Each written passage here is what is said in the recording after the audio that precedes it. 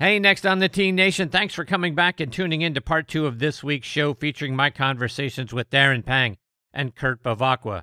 As you guys know, Darren was a goalie for the Chicago Blackhawks, now a member of the Blackhawks broadcasting team. He also does a fantastic job every 4 years when we get to the Winter Olympics. Nobody is a better blue line, red line analyst than Darren Pang is. He's also an ambassador for Miura Golf. So you'll hear about all of those things. We get into the Blackhawks draft. We'll talk a little bit about his time with Miura Golf. We'll go back in time. He went over to Royal Troon in '97 for the Open when Justin Leonard won, then went back a few years later to play that course in 2005. He also went over and played Carnoustie, which is the site of this week's Senior Open. We'll talk about all of that, plus a whole lot more when Darren joins me here in just a few minutes. Like I say, following him is Kurt Bevacqua. Kurt played in the major leagues from 1971 to 1985. He played for the Royals, Pirates, Brewers, Rangers, and Padres. Would have been probably a World Series MVP had the Padres won it in 1984. Kurt batted .412 with 2 home runs in that series. We'll also talk about the time he got to meet his boyhood idol, Mickey Mantle, and his time in Pittsburgh playing for Danny Murtaugh, and he came back after he was there in '74, came back several years later, so he played for Murtaugh and then Chuck Tanner a little bit later on in his career. We'll hear about all of that and more when he joins me about 30 minutes from now. So sit back, relax, let us take your mind off everything else going on in your life for the next hour or so. Before we get started, I want to remind you about our friends over at 2 Under. 2 Under men's performance briefs are the unofficial underwear of the PGA, Ryder Cup, and President's Cup teams, and are sold in over 3,000 golf pro shops and golf specialty retailers nationwide. Ricky Fowler is their global ambassador, and over 50 other PGA, Korn Ferry, and Champions Tour players wear them. Just to mention a few, they are David Toms, Jerry Kelly, Justin Thomas, William McGirt, Scott McCarron, and Chris DeMarco. The Joey Pouch technology provides the ultimate male asset management, delivering maximum comfort from the tee box to the boardroom to the bedroom. Go to 2under.com to check out the bundle specials that offer substantial discounts for being a Next on the Tee listener. That's the number 2, UNDR.com. 2 Under, performance in your pants. Every January, PGA Tour Superstore pros meet every manufacturer, learn about the latest equipment, log thousands of hours of training, and together hit over 100,000 balls. All so they can get you the perfect fit. Now back at Next on the Tee with me is former Chicago Blackhawks goalie and now a member of the Blackhawks broadcast team, and that's Darren Pang. Let me remind you a little bit about Panger's background. He grew up in Nepean, Ontario, played youth hockey for the Nepean Raiders alongside Red Wings Hall of Famer Steve Yzerman and a guy who's another great friend of this show, Dan Quinn. Darren was the first goalie drafted by the expansion Bellevue Bulls of the Ontario Hockey League. In 1984, he helped the Ontario 67s win the OHL's Memorial Cup, and he was named top goalie and to the All-Star team. He was signed as a free agent by the Blackhawks later on that season, got called up by the Blackhawks late in the season in '84 and was there full-time in '87, got his first win that year in October against the Winnipeg Jets. He set a Blackhawks goalie record with 6 assists that season. He played in the league until 1990. Following his playing days, Darren was a member of the broadcast team for the St. Louis Blues, along with doing a number of games for the NHL Network and Sportsnet. And like I say, now he's back with the Blackhawks. He will forever live in the hearts of hockey fans around the world for the great job that he does all the time with the Winter Olympics. And I couldn't be more honored I get to have him back with me again this week here on Next on the Tee. Hey, Panger, how are you, my friend? Chris, I'm doing fantastic. How are you doing tonight? I'm fantastic as well, thank you. I want to catch up with you. Back in Chicago this past season, what was it like going back there? That was incredible. In fact, I posed with your great on the balcony of my high-rise there in the West Loop. I posed with your great hockey sweater that you sent me. Which I appreciate that very much. Yeah, that Next on the Tee. That's a wonderful job too, by the way. That anybody would be proud to wear that sweater, and I certainly was. And it worked out great. I think when we talked before, you spend a lot of time in certain cities, and St. Louis is so dear to my heart. And I was a Blackhawk goalie that ended up being a broadcaster for St. Louis and never played for the Blues. So for them to welcome me in and treat me like they did was incredibly special, and I'll be forever indebted. But then to have a phone call from Rocky Wirtz and his son Danny Wirtz and Jamie Faulkner of the Blackhawks and say, "Hey, would you come to Chicago and maybe your career goes full circle?" It was a real pleasure. Going back to Chicago and being in the unbelievable city, great restaurants and bars, and that whole West Loop and that River North area.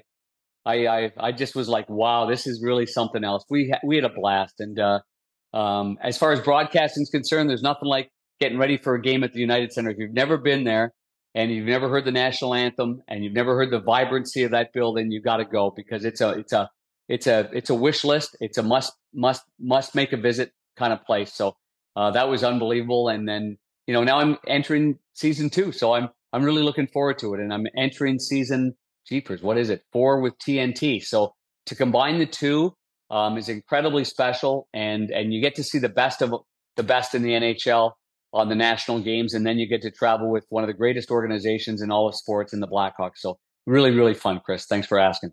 The Blackhawks have struggled the last few seasons, but they had 3 picks in the first round in the draft this year. What'd you think about the players they selected? Well, I tell you what, Artie the Party was a big pick at number 2. A big right-handed defenseman that came overseas, played in the USHL, played at Michigan State, and won all kinds of accolades there. So I think the one thing that the Blackhawks have done, like most of the teams, Chris, that have kind of emptied the tank and traded players or left legacies to this, not to the side, but Jonathan Toews is a great player. He's a Hall of Fame player. Patrick Kane, the same thing. Duncan Keith. These guys were integral parts of winning 3 Stanley Cups in almost a 7-year period. And then you got to say goodbye to those guys, and then you got to welcome in other guys. So in order to do that, you get assets, you get draft picks, you hopefully get prospects. And now here I am as a broadcaster, kind of in the beginning of that. And I saw last year what Connor Bedard meant to the NHL and to the Chicago Blackhawks, and the young kids that wear number 98 Bedard sweaters, and the impact that he has on the community, but also in the entire NHL. Like, he's quickly become an ambassador to the NHL, which isn't easy to do when you're 18. So that, and then I think Kyle Davidson, this young GM, I really enjoyed being around him. He listens to people. He talks to people like they're just regular people. Like, he's really a respectful guy. And they went into the draft. They knew they needed a right-handed defenseman because their cupboard's full of left-handers, good prospects, and bang, he nails Labushkin right off the hop at number 2 overall. He tried to swing a deal to get maybe the number 4 overall pick, which could have been Demidov, that ended up going to Montreal. So he's a guy that really thinks outside the box and just knows that he's got a lot of really good players in the prospect pool. Whether they work out, you don't know, huh, Chris? Like, you never know. I mean, you could watch a junior golfer that's 15 and go, that guy's going to be the next best thing. But maybe he peters out at 19 because he runs out of gas or motivation. You never know, or an injury. So you never know what you're going to get. But I think they've got such a really big pool of prospects that you're going to hit some home runs here. And that's going to be a big bonus for the Blackhawks and their fans too, because their fans last year were incredible. They sold out every night, and it was really a remarkable year of backing up the program and what Kyle's doing as a manager to say to everybody, hey, we're transparent, we're building, and it's going to take some time, so have some patience. And I thought the fans were outstanding. It was an amazing Stanley Cup Finals this year, Panger, between Edmonton and Florida. It looked like it was going to be a sweep by the Panthers after they won the first 3 games, and that quickly changed. It looked like they might blow a 3-0 lead, and then we had a heck of a Game 7. What'd you think of the finals?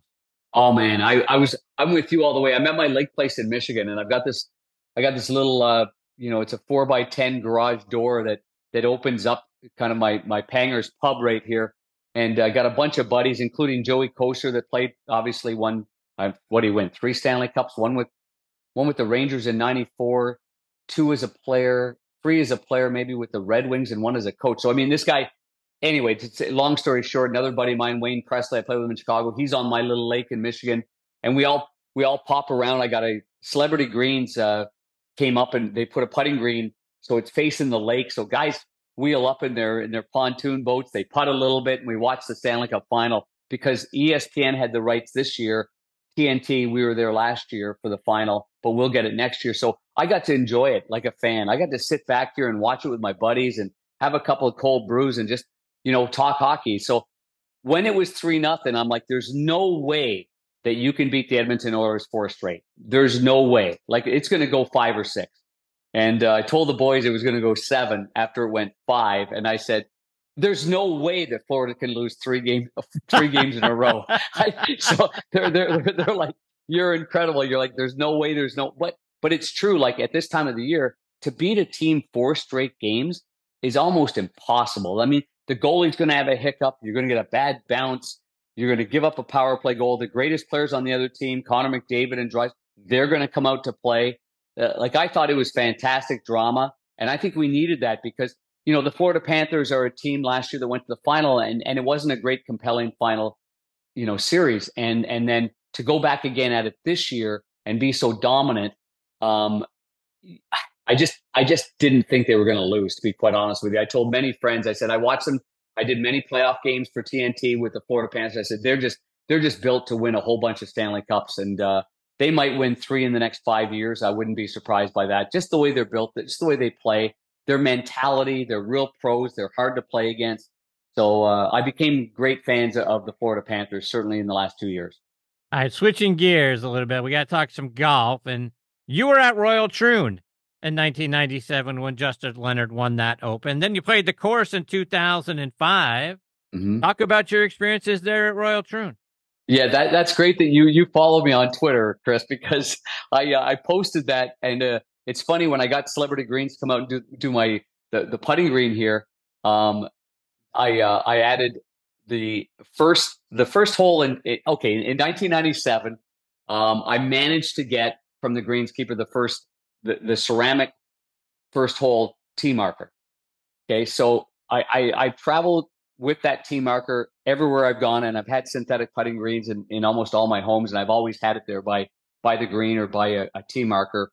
And it's there again, and it just reminded me again how cool that was, that I was sitting on the first tee with Steve Yzerman, Alan Trammell, the great Detroit Tiger, Bob Moran, his family's well known here in Michigan, Art Moran, Pontiac, and Buick dealerships. And we surprised Steve with I think it might have been his 40th birthday or his 1,000th game. I'm not sure. I think it was his 1,000th game. And we were going to take a trip to Scotland. And he said, I can't do that. I told you that I'd only go there after we won the Stanley Cup. Well, sure enough, we did this presentation to Steve in February. And in June 6th or June 7th, they won their first Stanley Cup. So that was the coolest thing, that we had this gift for him already and surprised him with it. And he was so worried about going to Scotland because he said, I'm not going until I win a Stanley Cup. And then they won the Stanley Cup in 97. So we were able to go there, and we were sitting there on the first tee in 1997 because the stanchions were up. We arrived on Sunday morning. We decided to drive to Troon just to take a look around. We had planned, we played Carnoustie, we played the old course, we played Kings Barnes, we played, where else did we play? Maybe Western Gales and North Berwick. And but we said, we got to pop by here and just see what's going on at Royal Troon. And when we did so, and we were able to kind of stand up there and just take a look around, we were in awe. And so for Justin Leonard to win that year was something else. And we never got to play it that year, as you mentioned. But in 2005, we went back again. And that might have been Steve's 40th birthday. And we went back again with Steve and 6 other guys to make eight guys. And my goodness, we just loved it. I mean, standing on that first tee at Troon after we were there in 97, and we were able to look down that fairway and hit a golf ball and play number 8, play the postage stamp, and come back home and play 16, 17, and 18. It was just remarkable. Just great memories for me, because I've been down to Scotland and I've been to Ireland many times, but those are real fresh, great memories because those were the first time. What was it like trying to hit a ball onto the postage stamp?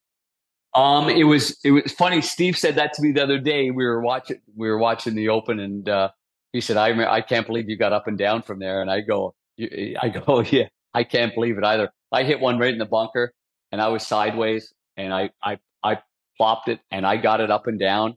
And I was like, "Do you guys believe I just got that up and down from the postage stamp?" So yeah, that was pretty cool, fresh memory. And after watching the guys, now they're a lot bigger. Like I'm 5'5" or 5'4.5". So my little legs crept in there pretty nicely at the coffin bunker, Chris, and I was able to kind of finagle and get in a kind of an athletic stance. But I've seen some of the guys at the Open just a week ago, and I'm watching their big legs, and these guys are 6'4" and 6'5", trying to get their legs in there and get their feet. My feet are size 6s. Theirs is probably size 12s and 13s. And I'm like, well, no wonder I could get that ball up and down because I'm so small. But it was really cool. Hitting that shot from above was really something else. It didn't look as small from above as it did when you got closer to it, if that makes any sense. Yep. It seemed like an easier shot from above until you got down there. And then the next day we played it again, and I didn't hit it into the coffin bunker. And I was on the right, I believe, and I did chip it up, and I think I got it up and down, but it was a much easier play. But I remember thinking to myself, can you imagine when the pressure's on and you're trying to win an Open and you're trying to get it up and down from this place? Oh my God. Unbelievable. Just great. You mentioned Carnoustie. We've got the Senior Open going on this week at Carnoustie. Tell us about playing there.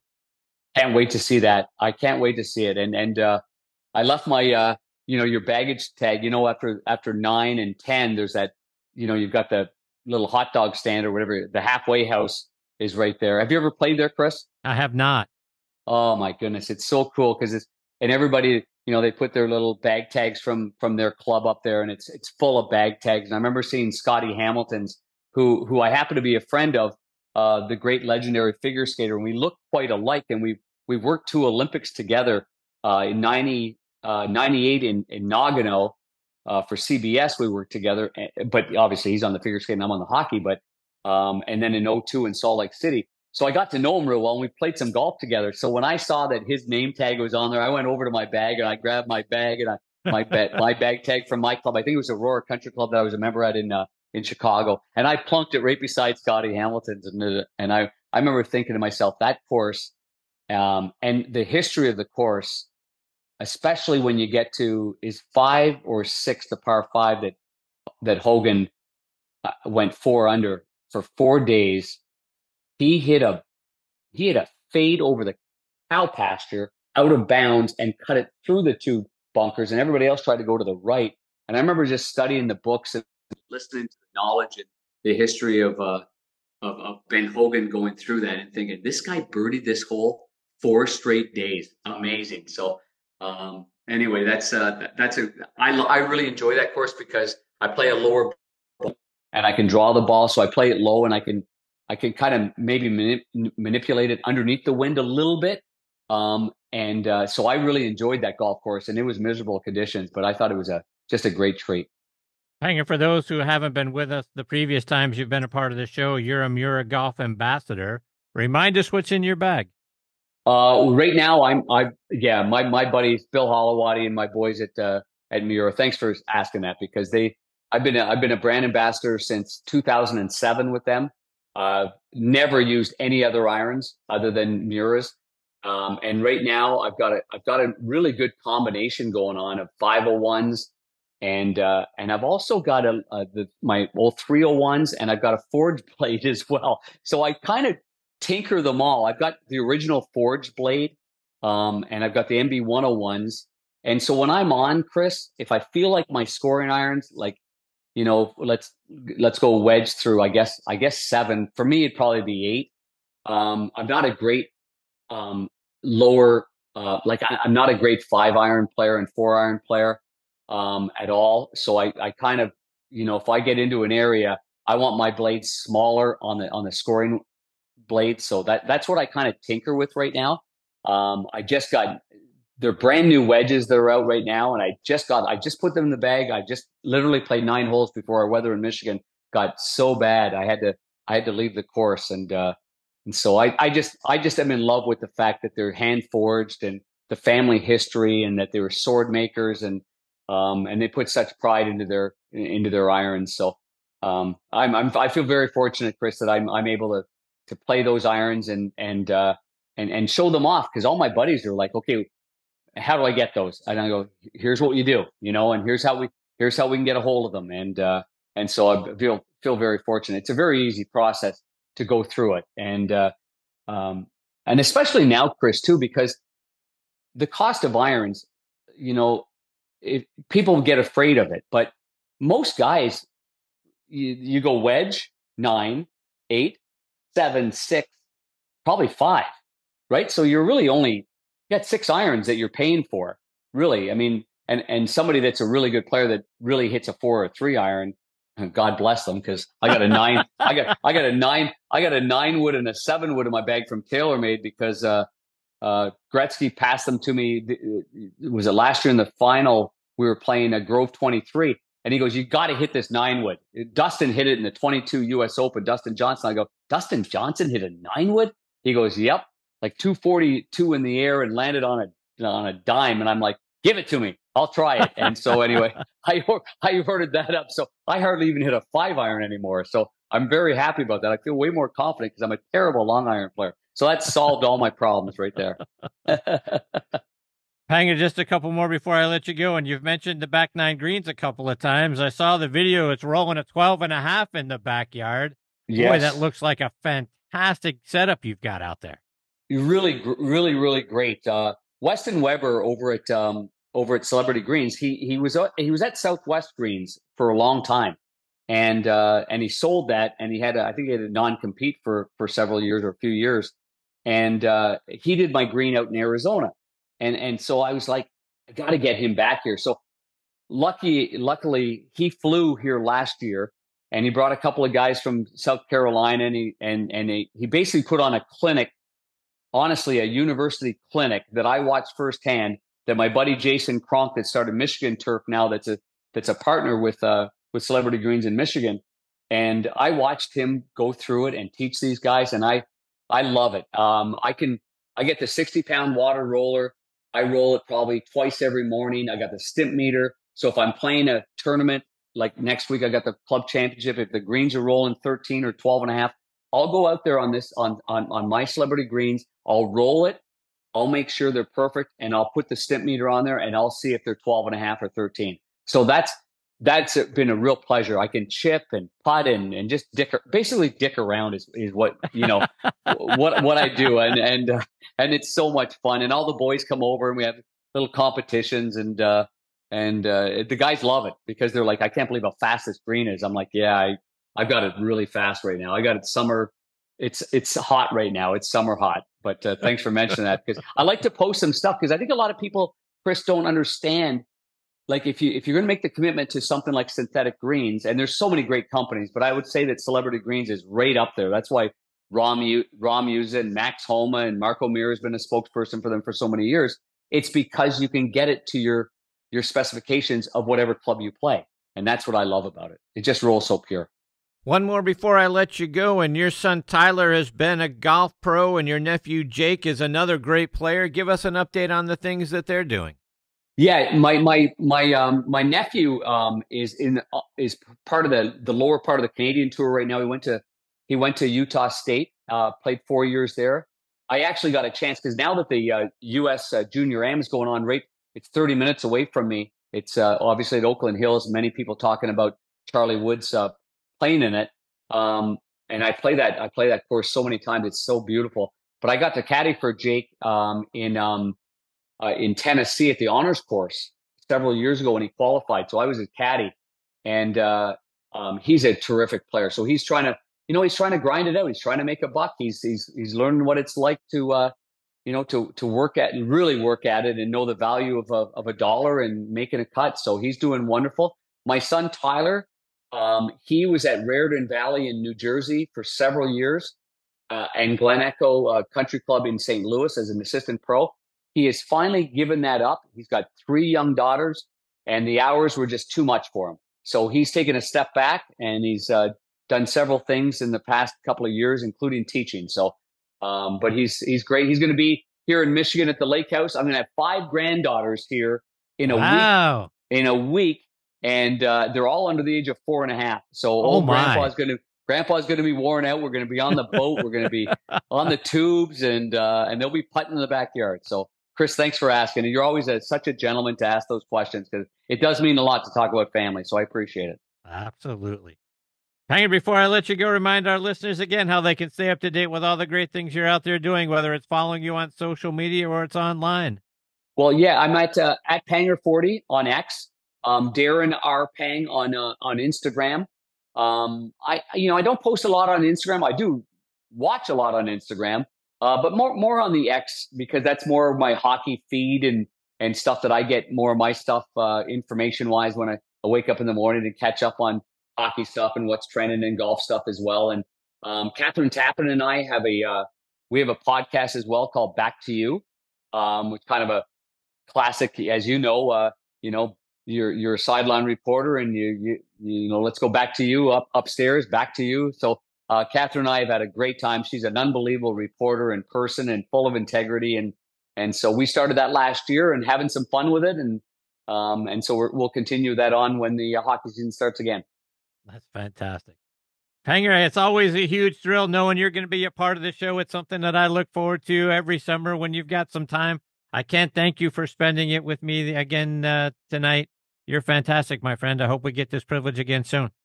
That is my pleasure. My pleasure all the way. We'll talk during the hockey season. Let's catch up, and we'll talk a little hockey as well. Look forward to that. Panger, all the best to you and your family. We'll catch up soon. Sounds great, Chris. Take care. Thanks, buddy. You too. Bye. That is a great Darren Pang, folks. Again, you can follow him on social media at Panger40 on X, Darren R. Pang on Instagram. Back to You is the name of the podcast. He's just a wonderful guy. I mean, you hear it in his voice and everything that he does, whether it's his podcast or when he's broadcasting a Blackhawks game or when we get that wonderful time with him during the Winter Olympics. I can't thank him enough for everything that he has meant to me and wearing the sweater and all that sort of thing.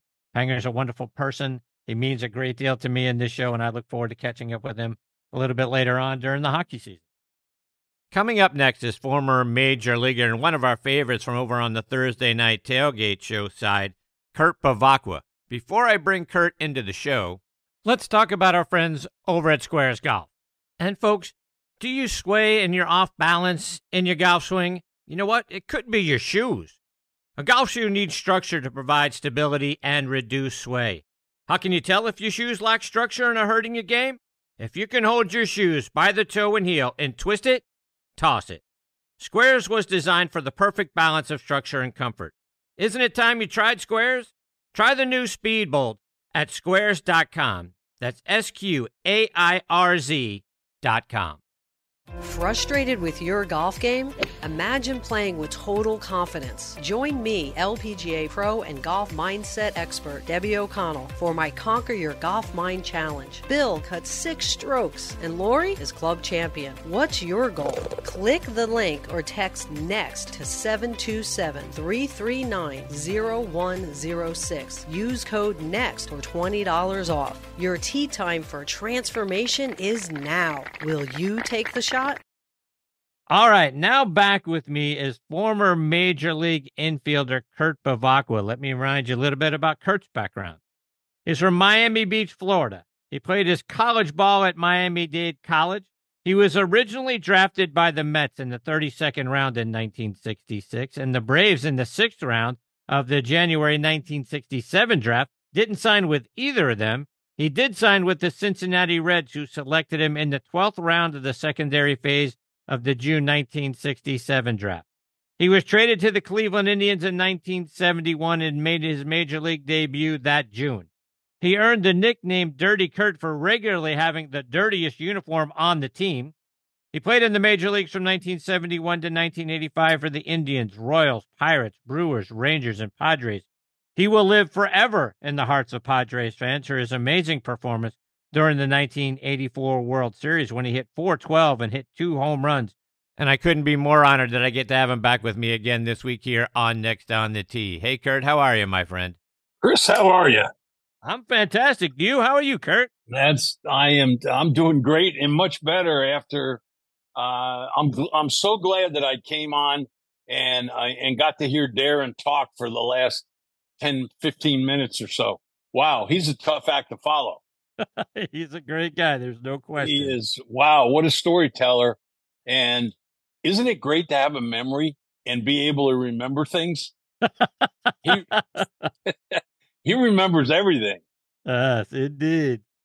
Speaking of memories, Kurt, when I was going back and looking at some more of the stories about you and your life, I read that Mickey Mantle was your boyhood idol. He retired after the 1968 season, which was when you were starting in A-ball. But I read that you got to have a picture with the two of you on the top step of the dugout at Arlington Stadium. What was it like getting to meet your childhood idol? Well, it was special. I mean, I was growing up in Miami Beach, Florida, and back in those days there were really only two teams that anybody in that area got to see, and it was most of the time the two teams that played in the World Series every year, which was the Yankees and the Dodgers. So even though I loved the Brooklyn Dodger hat, when they moved to LA, I hated that. And I wasn't very old, but I still remembered it. And I became a full-fledged Yankee fan. I continued to love Duke Snider and Gil Hodges, but Mickey Mantle became my all-time favorite. I really have a fondness for all the older Yankees from that time. I'm talking about Tom Tresh and Tony Kubek and Bill Skowron and Clete Boyer and Yogi Berra, naturally, Elston Howard. I could name all the guys and I could name their uniform numbers. And it was fun being a baseball fan in those days. And the picture that you're talking about was taken at an old timers game at Ranger Stadium in Texas. And Mickey was there. And I asked him for a picture. And the best part about it was what came out of that was I got invited to play in Mickey's golf tournament in Joplin, Missouri, which I took part in for a couple of years.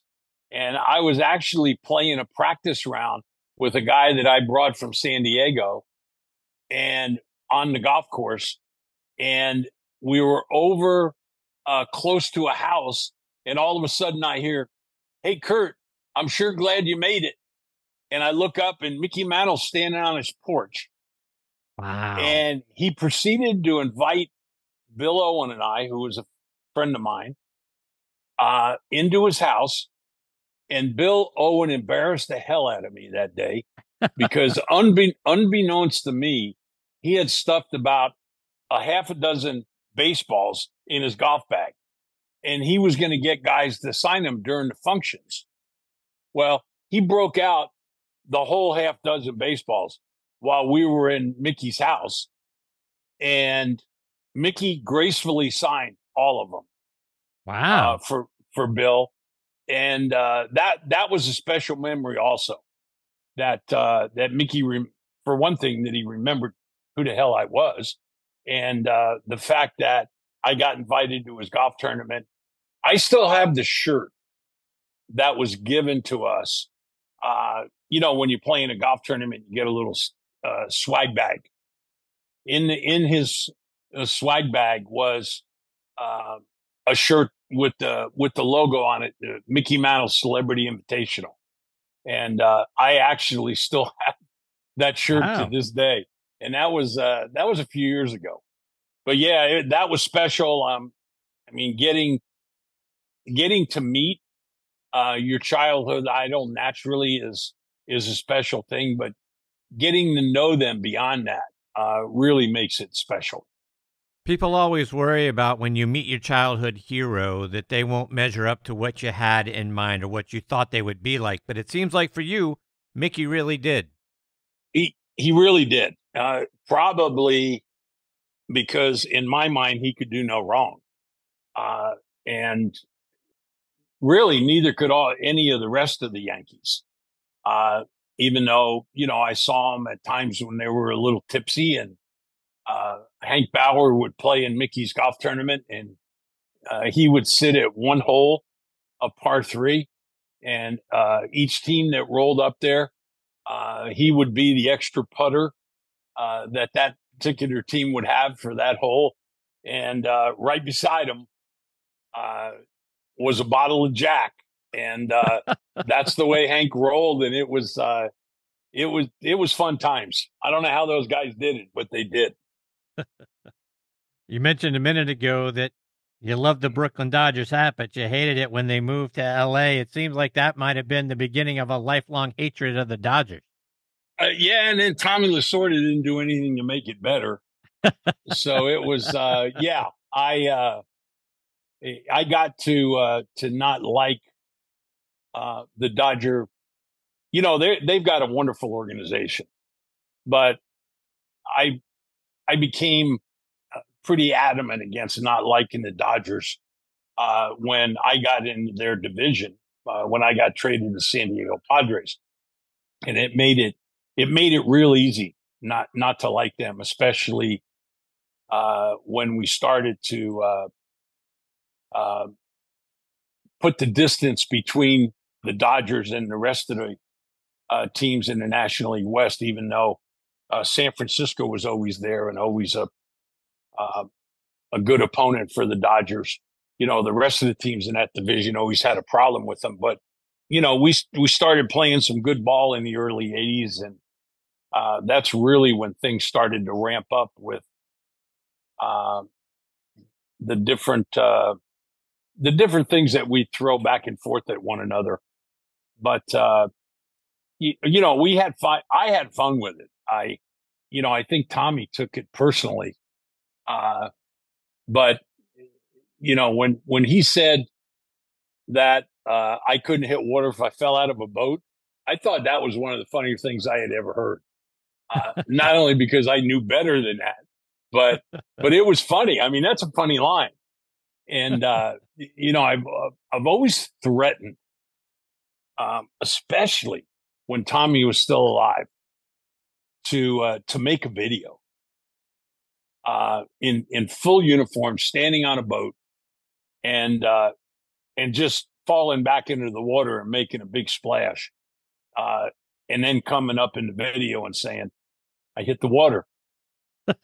but it never got done. And then after Tommy passed away, it wasn't as much fun. Kurt, as you know, I'm from Pittsburgh, and this show is available on the Pittsburgh Tribune review site. And my favorite time, of course, of your career was when you were with the Pirates at the beginning of the 1974 season, and then when you came back in 80 and 81. Talk about your time in Pittsburgh over those years.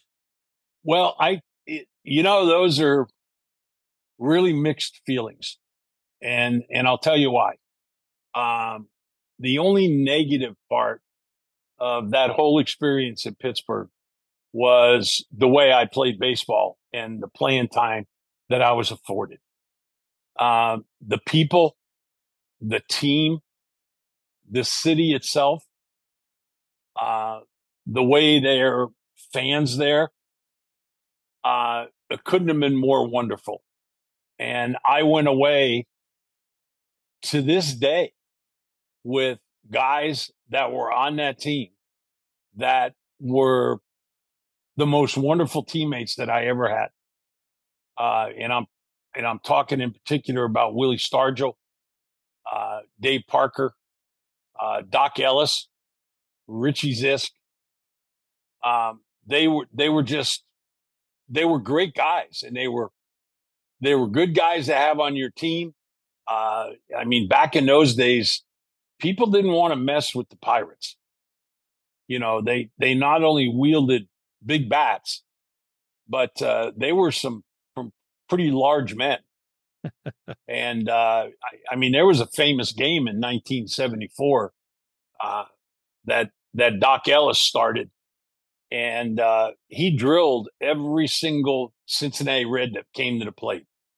And really, yeah. And if you started with mentioning that the year that I was with the Pirates in 74, that was my first year with the Pirates. And I went back there in 80 and also 81. I spent the strike year there, which was miserable. And, but going back to 74, I was in the outfield, and that was the first day I met Richie Zisk. And we were in the outfield, and we were just shagging balls during batting practice. And one of Danny Murtaugh's favorite saying was "wheel the bats, boys." I mean, he cared about nothing but his hitters swinging the bat. He would devote 90% of all of our practice time to hitters and hitting. And the pitchers were in the outfield, and they were running from line to line. Our coaches, Bob Skinner, and the other coaches that we had would be hitting fungos to the pitchers. Once they got to center field, then they'd hit them a fungo where they really had to sprint 40, 50, 60 feet to be able to catch the fungo ball that was hit. And then they'd continue to the next line, which was the left field line if they started right. And then they'd walk back, and then they'd do it all over again. That day, my first day in camp with the Pirates, I'm shagging in the outfield with Richie Zisk, and we're talking and developing a friendship. And here's Doc Ellis in curlers. And he's doing his running with the pitchers. I saw him run by us.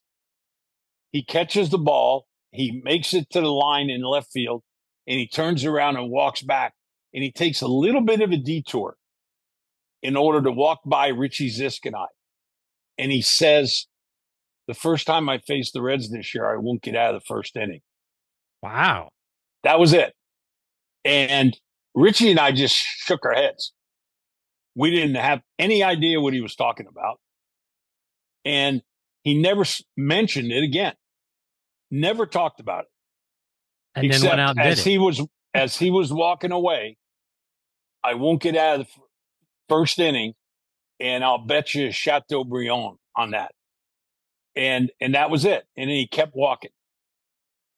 So we broke camp. Remember, that's the first day of spring training. So we got 30 days of spring training. Then we break camp. We went to St. Louis. And then we came back home and faced the Reds.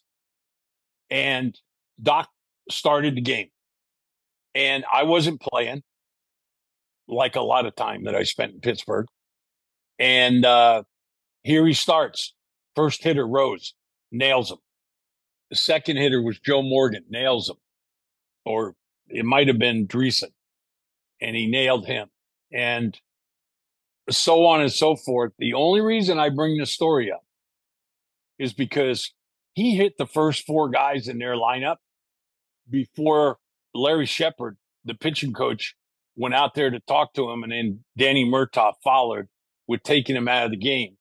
And not one person from the Reds said anything to anybody about anything until Pete Rose crossed home plate with the first run.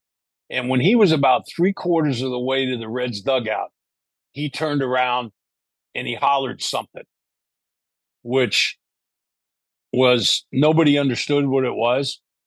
But that was the only player that said anything. The umpires didn't throw anybody out of the game. It was of course, it was a different game back then. But the moral of the story is Doc did that on purpose. So it's interesting, though, to your point, right? That I mean, you know, that's not something you see every day in baseball. Is you going out there and you're plunking the first four guys. I can't believe the benches didn't clear. I know. They didn't say anything. So all of a sudden, I'm realizing that I'm around guys that are going to do whatever they want to, because that's the way that bunch was. And especially guys like Doc, and Stargell naturally was a big star. Dave Parker was a rookie. And I mean, I'll never forget seeing him for the first time in spring training in the locker room. I mean, he was an Adonis. I mean, 6'6", 245 pounds, and didn't have an ounce of body fat on him. And boy, what an athlete. And Muhammad Ali fast, when he's shadow boxed and messed with you in the locker room. He was just, but would give you the shirt off his back. And that was the same way that Pops was. And, the coaches back in those days, I mentioned Danny Murtaugh. We had Bob Skinner. And, the old school guys that, boy, I don't even know if I can pull a parallel out on what managers and coaches were like back then to now. And it's certainly not taking anything away from the guys that are in those positions nowadays. But, it was just a different time. And I am so happy that I had an opportunity to grow up and take part in a major league career during those days. You've talked to me in the past about, speaking of Willie Stargell, and Willie was my idol as a kid. Getting to play alongside of Pops, you did it a couple of different times in both stints in Pittsburgh. But what was the impact that Pops had on you, not just as a ball player, but as a person? He made me realize that going back to what I said earlier about my stint in Pittsburgh and the fact that I had mixed feelings about it. When we went on strike in 1981, that was at a time where, it was hard for a guy to not get paid for a month and a half. The salaries that were being made back then, certainly were much lower than what they are today. I think it would be hard for guys today not to get paid for a month and a half. But back then it was even worse. And when the strike ended, I got called into Chuck Tanner's office and got sent for the minor leagues for 2 weeks. And I was beside myself because I think I only had like 43 at bats the entire year. It was just a miserable year. Chuck was just not a manager of the kind of ball player that I was. He only cared about star players. He cared about getting second guessed. If Stargell and I were on the bench, I tell you what, if I would have been the manager, I might have done the same thing. But when you got a 500 career batting average against Steve Carlton, and you send up a guy that's got 100 career batting average against Steve Carlton, then there's something wrong there. And what's wrong with it is that you're worried about getting second guessed by the writers. And managers were concerned about that in those days, especially certain managers. And unfortunately, Chuck was one of those guys. I have the utmost respect for him when it comes to the person that he was. He was a great guy. He just didn't. He wasn't a good manager for me. And when I left Pittsburgh, I was happy. And I came back here to San Diego. But when I got sent out, Willie sat me down and he goes, "You know what you need to do?" He goes, "You need to go and prove these guys wrong."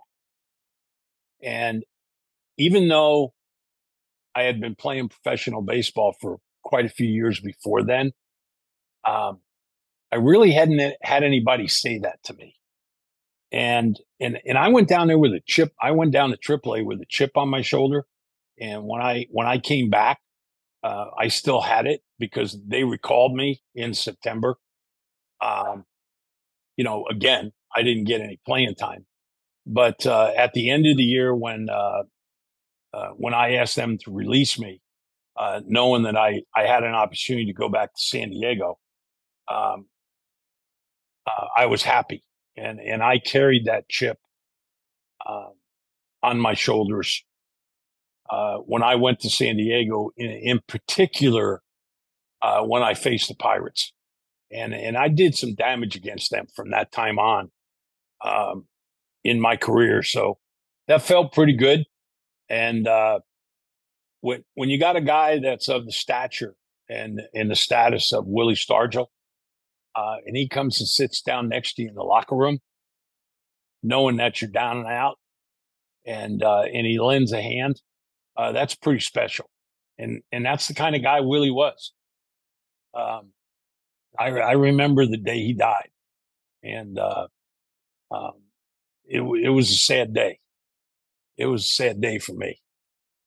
Willie was a great guy, and I think everybody that came into contact with him and everybody that knew him feels and felt the same way.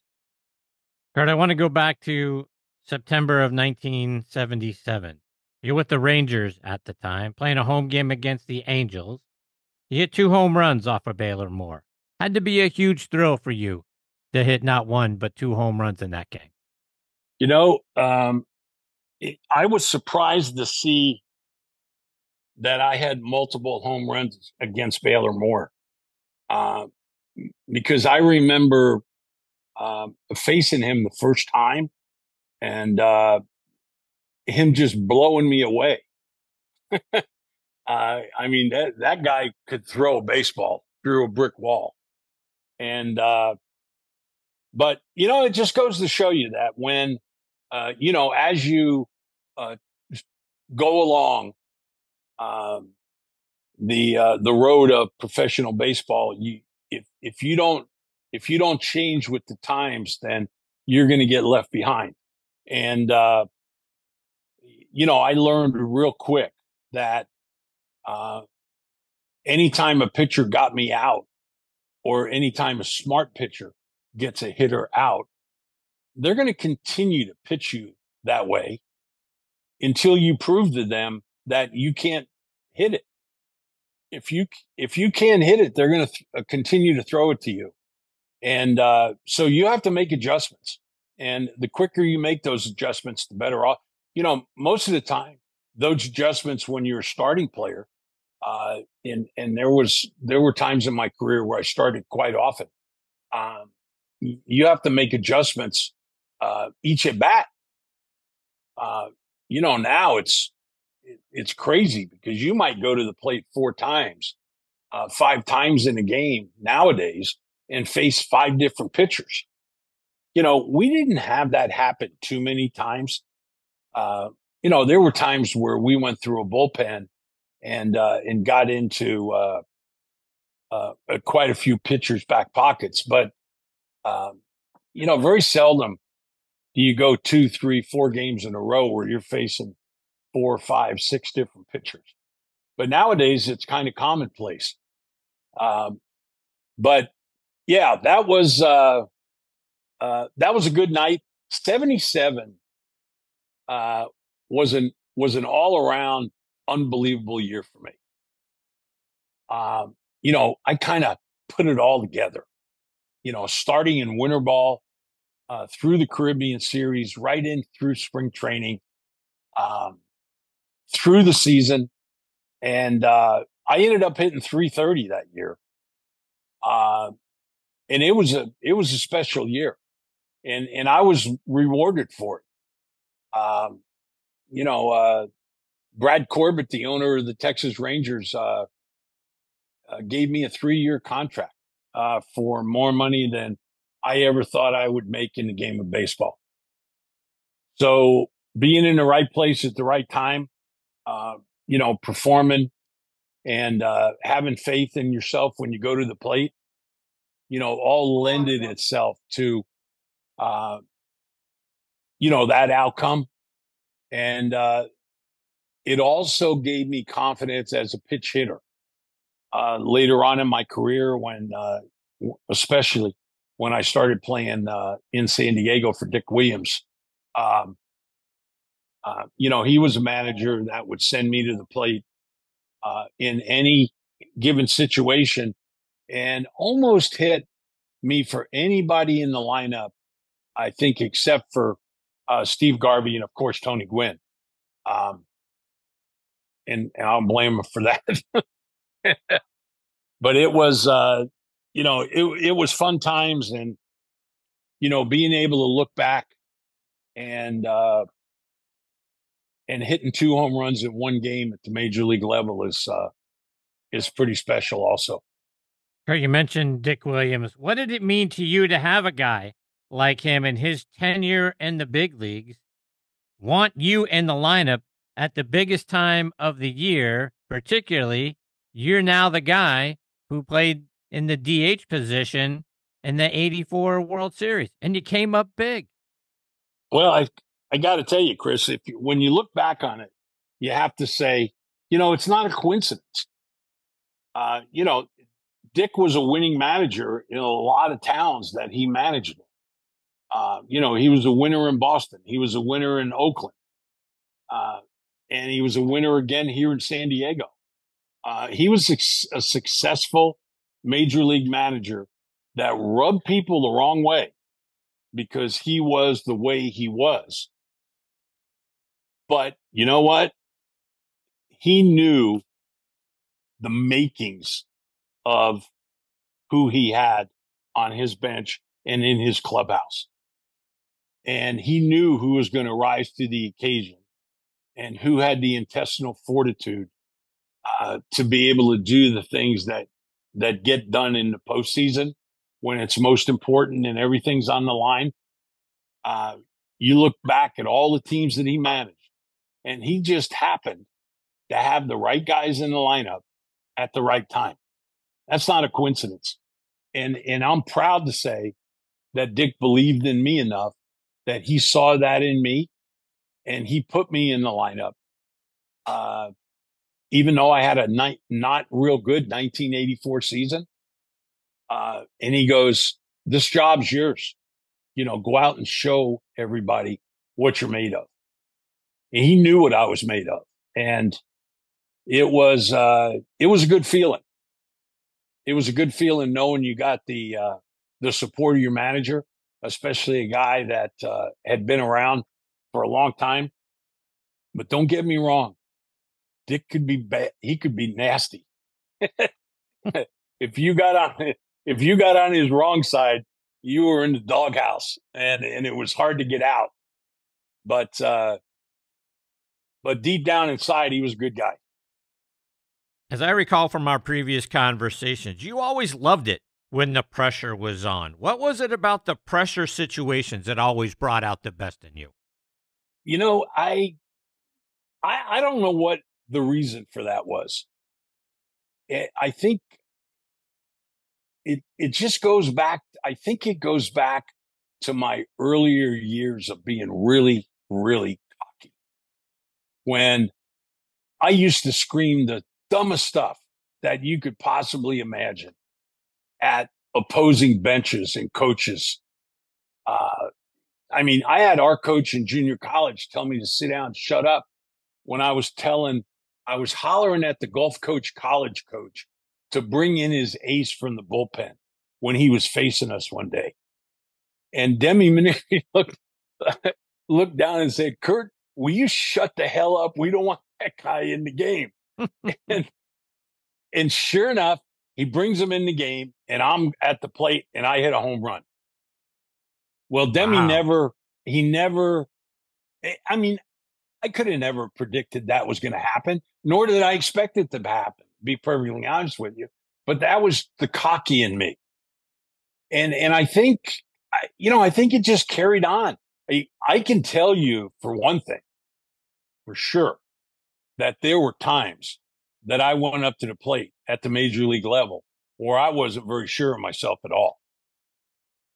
And I think all major league players go through that.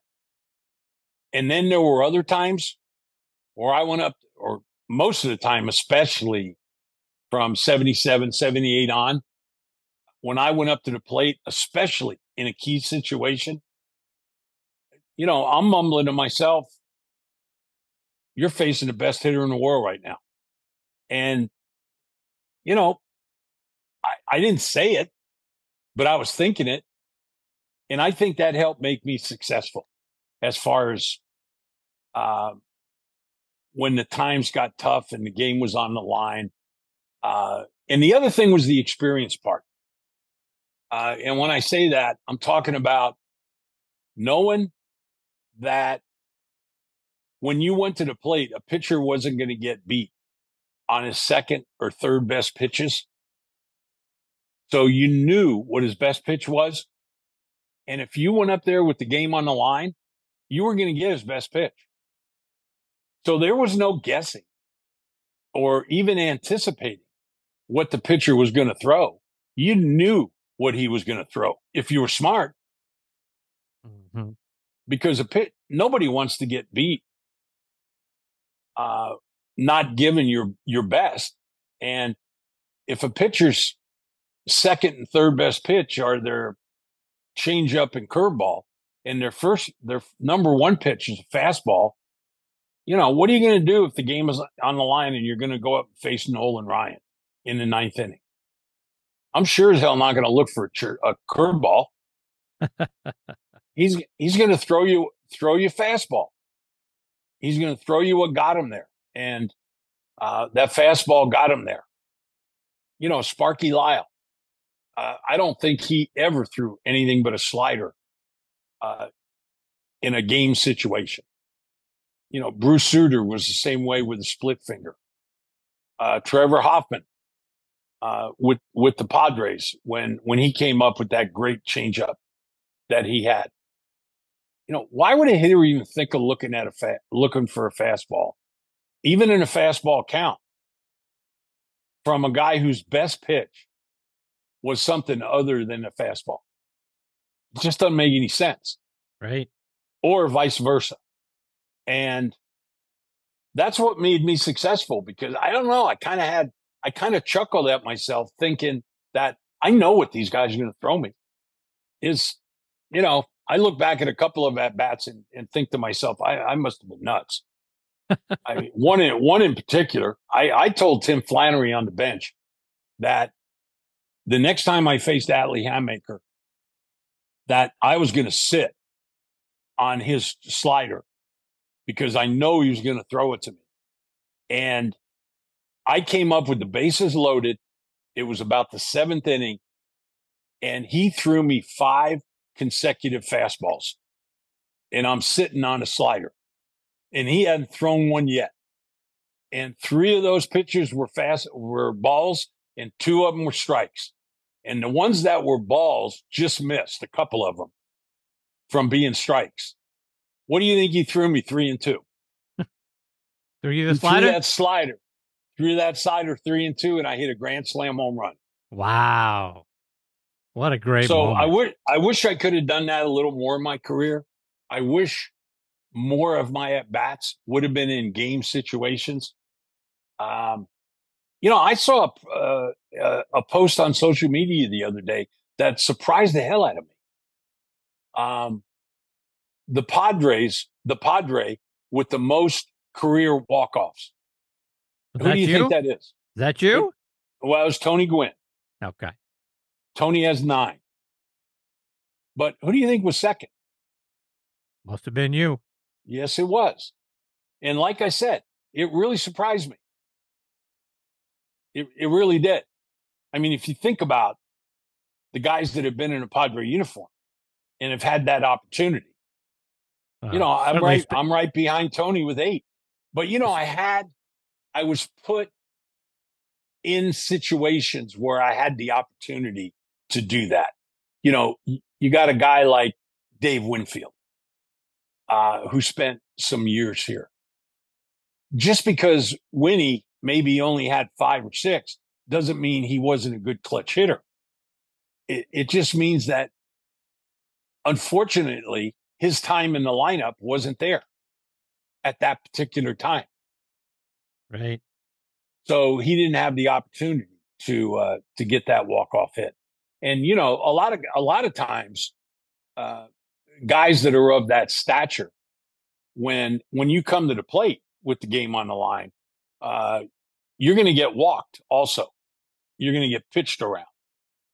Tony fully admits that that hitting behind Alan Wiggins in 1984 was the best thing that ever happened to him, because all he got was fastballs. Everybody's worried about Alan Wiggins stealing. So where hitters hit in a lineup are very important. The way the manager makes out that lineup card and how he inserts certain guys in certain places in that lineup card is intricate to the outcome of that particular game. And a lot of people just think, oh, you throw a lineup card together and you hear about managers, oh, the team's in a funk. The manager put 9 numbers in a hat today and they drew them out and that was the line. Well, sure, you're going to do that every once in a while. But the construction of a major league lineup is so important to the outcome of the game. And if you're a big fan and you dissect those lineups the way I know I have over the years, it's fun to do. And it's fun to sit there and go, I wonder why he put this guy in this position. And then you see something that might happen in the game. And you go, oh, that's why.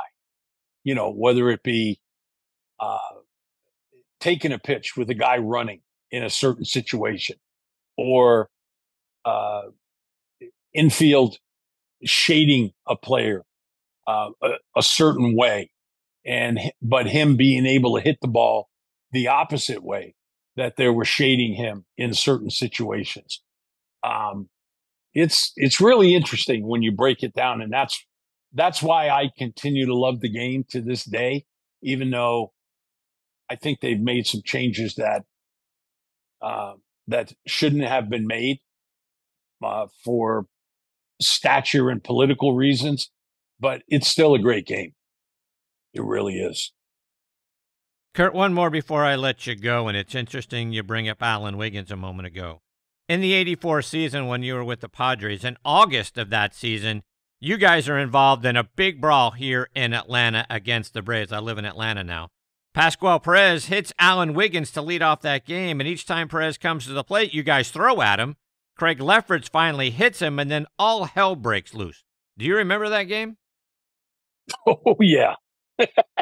Yeah, I remember.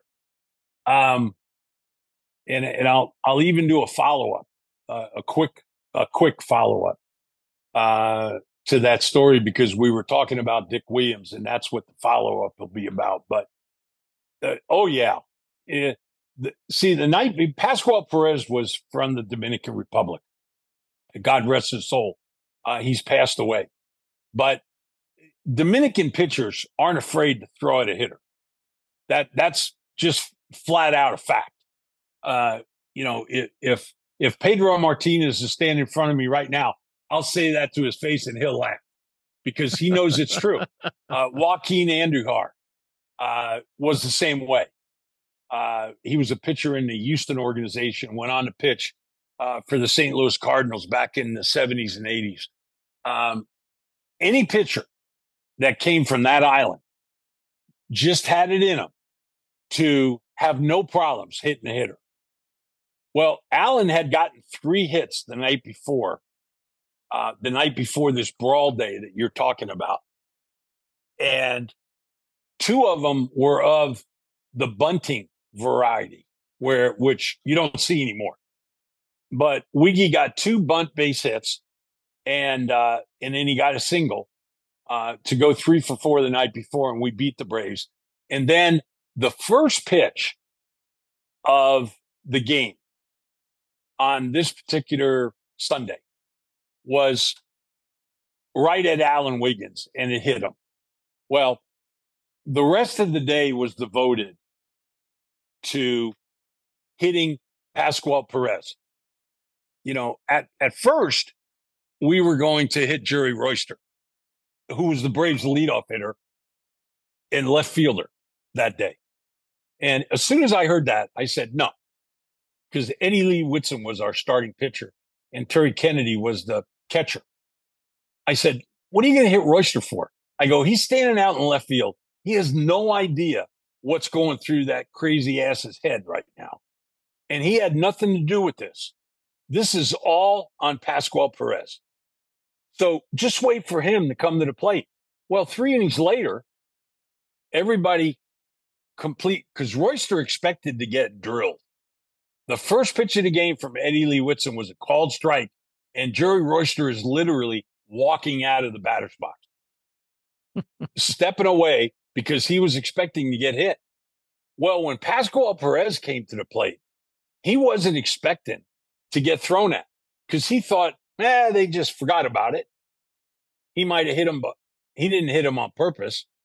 And what's Eddie Lee do? He missed him. I mean, he threw a ball right behind him, but he missed him. And that's when it kind of started. Both benches emptied. Both sides were warned that the next hitter that was thrown at both the manager and the pitcher were going to be ejected.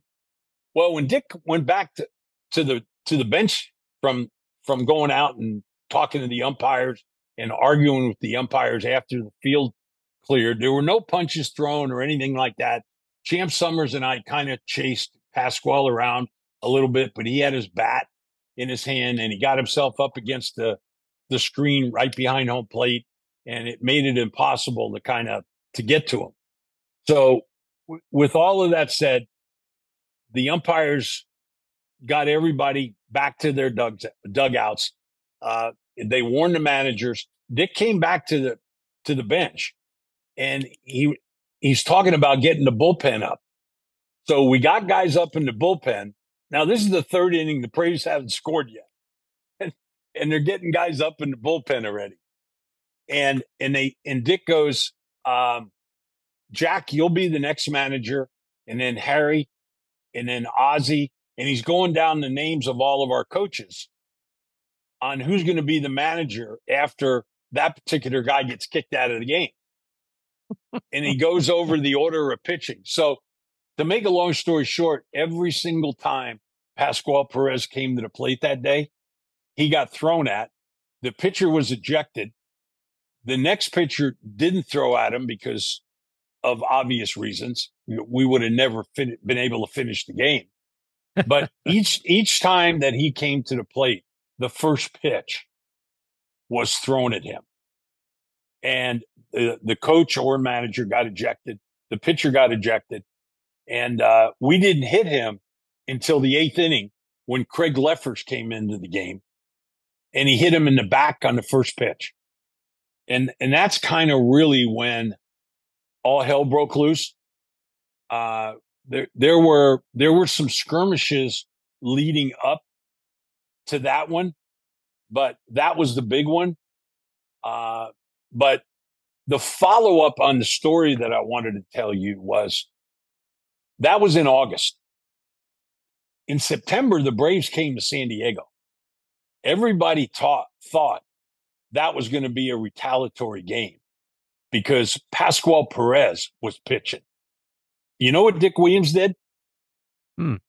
He put everybody in the game, in the lineup that night against Pascual, that he knew that if they got thrown at, that they were going to go directly to the mound to get him. Champ Summers was in the game that night. I was in the game that night. Boach was in the game that night. You know, guys that didn't necessarily start, we were all in the game. And Pascual Perez, for the first time in his life that night, I don't think threw a ball from the middle of the plate in on any hitter. He was scared to death that he might hit somebody. And he knew if he did, that it probably wasn't going to fare well for him. But there again, going to what Dick used to do as a manager. He knew, he wasn't looking for trouble when he made that lineup card out.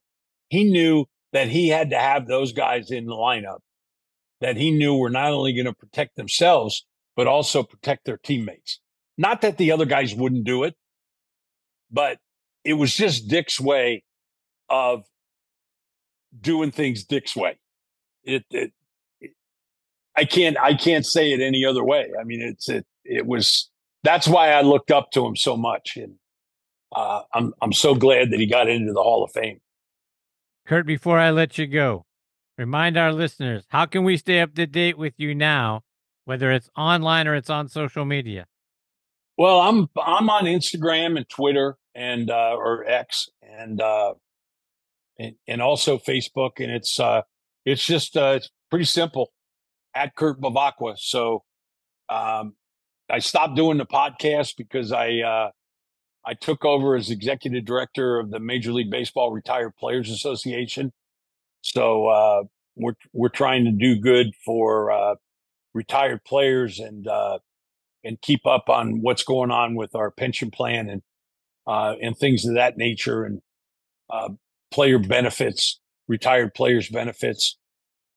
So it's a full-time job, and I'm enjoying everything that I'm doing right now, and I appreciate you asking about that. Well, Kurt, I can't thank you enough for taking time out of your busy schedule to come back and be a part of the show. It's always fun when you're a part of this segment. I always learn a lot, always hear a lot of great stories. You're one of my favorites, my friend. Well, thank you, Chris. I appreciate that, and continued success on your show. And I'll come on anytime. I appreciate that very much. Take care, right, Kurt. All the best to you and your family. We'll catch up soon. Thank you. Bye now. See you, Kurt. That is the great Kurt Bevacqua, folks. Again, you can follow him on Twitter at Kurt Bevacqua. And Kurt had a wonderful, long career in the major leagues. So many great stories, so many great teams that he was a part of, great teammates that he had. Obviously, I am really partial to his time in Pittsburgh. I hate that he didn't like it and didn't get the playing time that he probably earned and deserved. But he came through in the clutch, and that's one of the things that I love so much about Kurt, is when the pressure was on, it really rose him up to another level. I mean, 2 home runs, batted over 400 in the 1984 World Series. The Padres, unfortunately, lost to the Tigers that year, but if they had gone on to win Games 6 and 7, probably a World Series MVP. So he always came ready to play, and there's a reason why they called him Dirty Kurt. And it wasn't because he played dirty. It's because he always got his uniform dirty. That guy was sliding. He was doing whatever he needed to do in order to try to win a game. He played the game right. He played the game hard.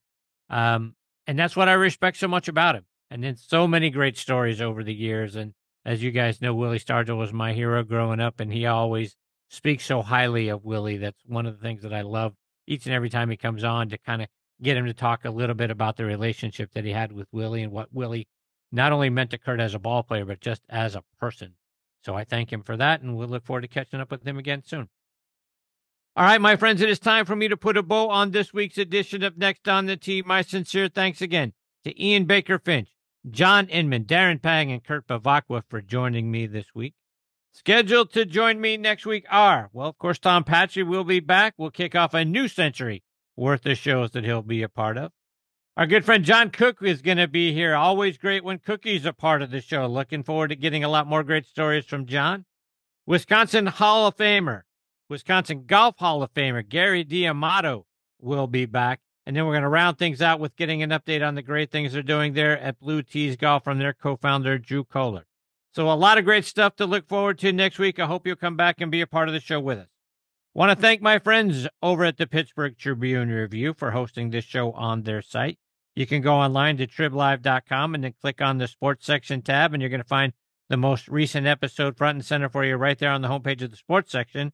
If you click on sports and then go to podcast, and then you're going to see the Next on the Tee logo come up.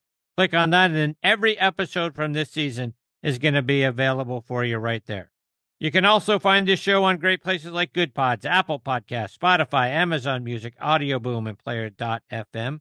And like I do every week, my sincere thanks to the good folks over at Good Pods for making this show one of their recommended podcasts. So please download their free app and stream your favorite podcast right there on your favorite device. But as always, most of all, my sincere thanks go out to the greatest supporters in the history of podcasts, and that is all of you. I appreciate you all so very much. Until next week, hit 'em straight, my friends.